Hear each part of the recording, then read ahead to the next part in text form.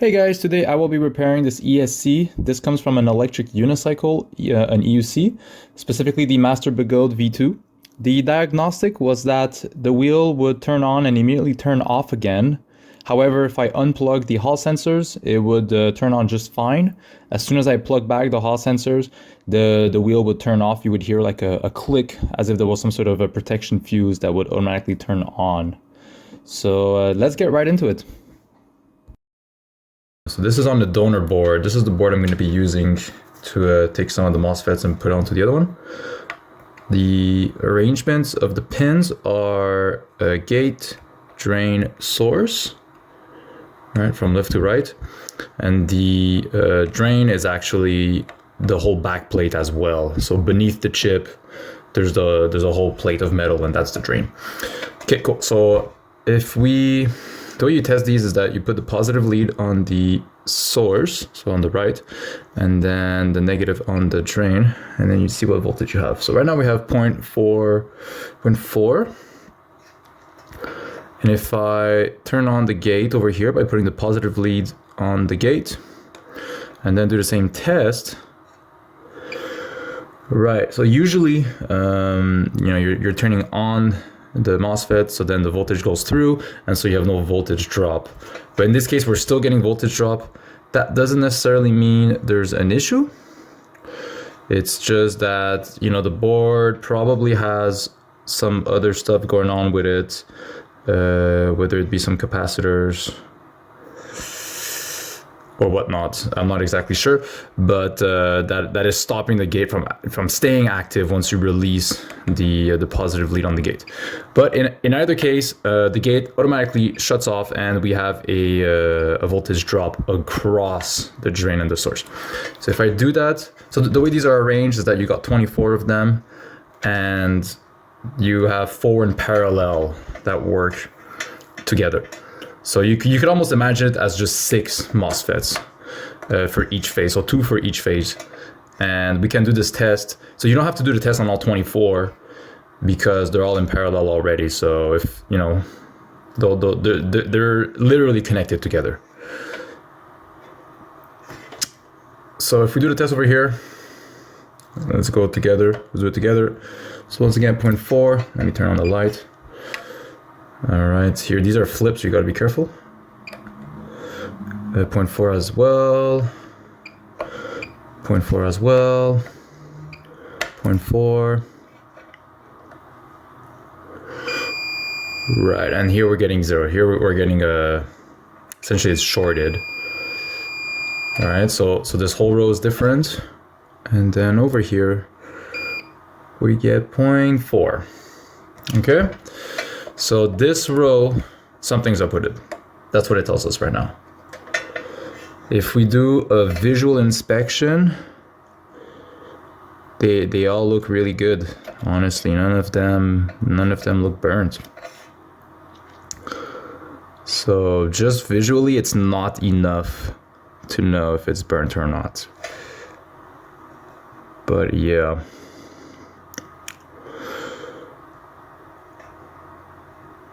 All right, right on. So we're gonna take one of these. They might all be bad. Maybe it's just one of them that's bad. But in either case, I'm just gonna take one of them and bring it over to the other board. We'll test it on its own and we'll see if it works. And then if it does, we'll bring it to the other board. So these are some of the things you're going to need if you want to do this. You're definitely going to need a hot plate.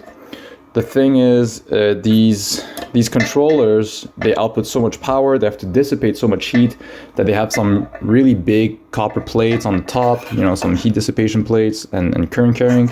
And then also in the back, you have a whole metal plate. So just with a soldering iron, you're never going to be able to do it. So definitely a hot plate. You're going to want a pretty good soldering iron. I have the Hakko, so the most popular one. It's okay. It does lack a bit of power for bigger stuff, but you're gonna want to put the biggest tip you have. A hot gun workstation, I mean. These are really useful just in general. And you're gonna want a multimeter. Make sure yours has a diode testing mode. but most of them nowadays, they do have them. So yeah. I'm setting it up to 210 Celsius. It might be a bit high, but I feel that that's what I gotta do to get it to melt. Some things to note, that this board has the yellow, blue, and green written on the board, whereas the other board doesn't. It's all in Chinese. It's all in Chinese, or yeah, that's it. You don't actually really see it. Also, interestingly, so the way these MOSFETs turn on and off to control the motor is by pulsing the gates. So these act as switches, and they very quickly turn on and off at super specific moments to kind of lead the motor forward. So you want the electric field to always be in front of where the motor is currently located in its rotation. So that's what they do. So they just they switch on and off super quickly. They control the rotation, and they get their pulses from they get their signal on the gate through the microcontroller. All right, and that's the second board that comes on top of this. It just that slides right into this. So this is the brain box. It's an STM32 chip, and that's what controls everything. And these signals, they come in from these connectors. Whenever you push in the first board, it connects over here. So the tops and bottoms are connected together. You have 6 different lines, and each of on each of these you have different gate signals, and they're written a bit all over the board. But yeah, so like for example, this is written 01G, so this is gate 1. Over here we have 04G, so gate 4, and you have 6 of them, so 2 per phase. I'm gonna take some flux, put it on. It helps to heat everything up. So we are lucky with this board. It's got very little conformal coating, if at all, so it should desolder a bit easier. There we go.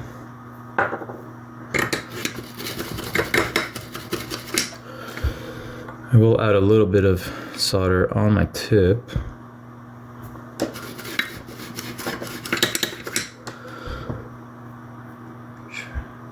And let me turn the board around. That's gonna help.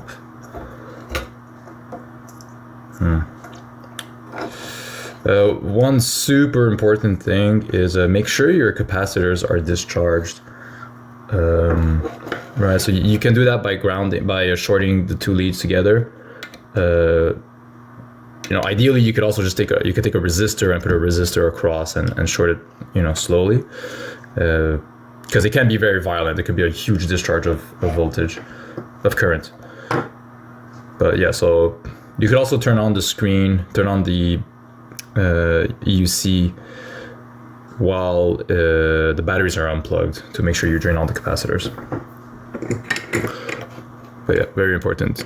People have died exactly like that. Great, so we are at 187, we're getting there. I'm gonna start to heat up the chip, and this shouldn't take long at all. Right, around 190 is where I noticed things start to melt kind of on their own, or just really on the edge of it, I think being close to. I'm applying heat on the bottom, at the tip, trying to get heat beneath the MOSFET. Ideally, we are in and out as quickly as possible.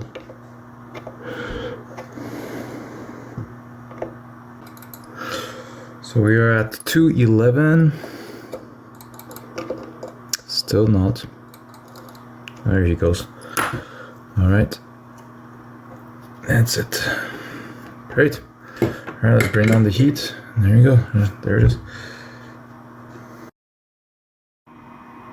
So a MOSFET is essentially a switch. It either lets current pass or not. And the way it does that is by actuating a little gate. And the way it's oriented over here on the chip is you have gate, source, and then drain. Drain is on the the entire bottom half of it, bottom part is the drain. So in between the source and the drain, there's no current that passes if the gate is not active. But if the gate is active, then the current does pass. So if I just, so let's say we drain, so I'm going to short the gate and the drain to make sure the gate is deactivated. And if I test out, if I put the positive lead on the drain, negative lead on the, on the source, and then negative on the drain, we are reading 0.5 voltage drop, right? So there's a voltage drop in, from there to there, meaning the current is not passing. Okay. So now if I activate the gate, I just do that by putting the positive lead on the gate, and then do the same thing again. So you see we got 0.1, right? So there's more voltage that is passing. Now the reason why you're not getting the entire voltage passing is just because of the rating of the gate and how much voltage you actually have to put on it for it to fully open. But the idea remains that, so now we're reading 0.1, so we have more voltage passing. And if I put my finger on the gate, therefore like deactivating it, you see it jumps to 0.5, so the gate closes essentially. Great, so now I'll show you an example of a broken one. All right, this was the broken one on the board. So let's say I'm gonna make sure it's deactivated by shorting the gate and the source. All right, let's see how much voltage we get across. So you see we're getting no voltage across, it's a short circuit. It means the current is passing. And if I activate the gate, all right, same thing. But the whole point is that, even with the gate deactivated, even with the gate properly grounded, there should not be a voltage. There should be a voltage drop across it, but here we're not seeing a voltage drop across it. Therefore, we know that this MOSFET's not working properly.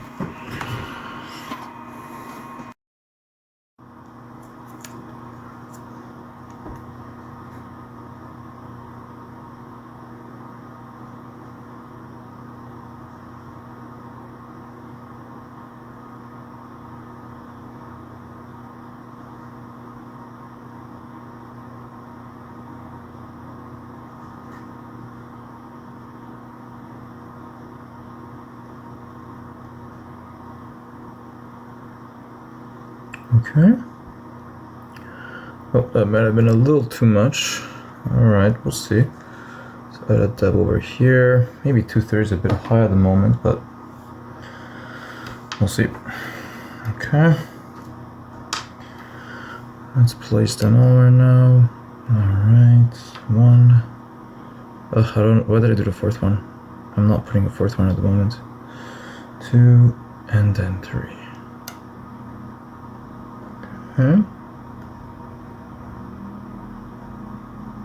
Okay. I'll start by pushing this guy down. I'm gonna bring down the temperature now. Just in a minute. Yeah, I'll just push these guys down, push this guy down. Okay. Alright, I'm gonna bring down the temperature. I'm gonna go back down to 185.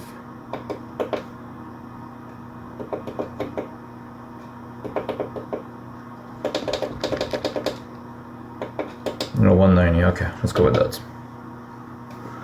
Okay, just gonna start going down. So I'm heating up the drain to make sure I'm properly melting it and getting a good bond with the surface, because that's definitely one way that this could go bad. Okay.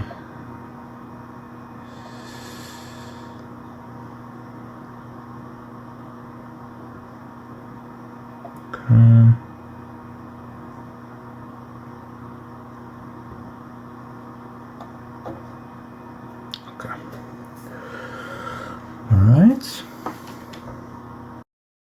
All right, I have the other boards, and I have the MOSFET from the donor board that we desoldered.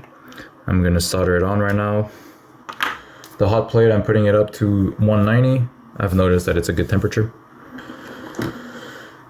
Let's put on a bit of flux.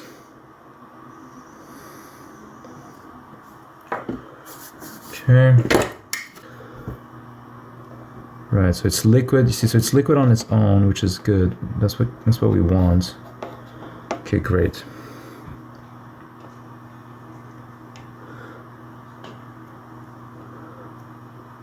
Okay.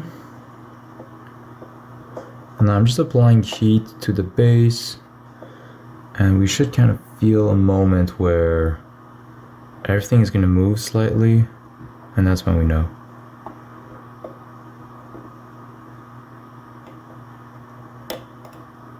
Yeah, there we go. Yeah, this is good. This is perfect. What are we at? 196. So 196 seems to be a really good temperature. Okay, yeah, I trust that. Great. If I nudge it, yeah, so it's still liquid. Still liquid, very good. Perfect. So I'm gonna bring down the temperature now. I'm gonna bring it down to 170.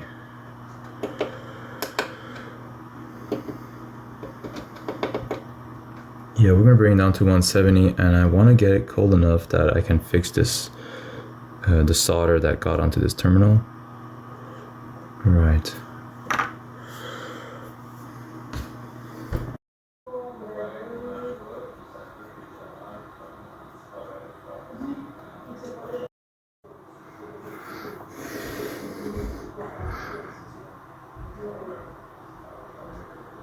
Cool. I am putting on some thermal paste. I ended up putting 7 grams. I feel that it was just not enough. Probably another 3 grams would have been better, if not a bit more than that. Make sure you put a dab of Loctite on all of the screws, because if these were to go loose, this has a gyroscope, the IMU in it, which determines the angle of the wheel, so it could be extremely violent if this were to go loose.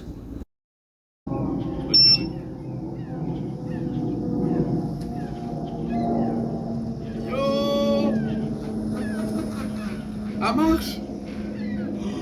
Oh my god, let's go! Let's go! Oh yes! Ça vient temps, j'ai filmé ça.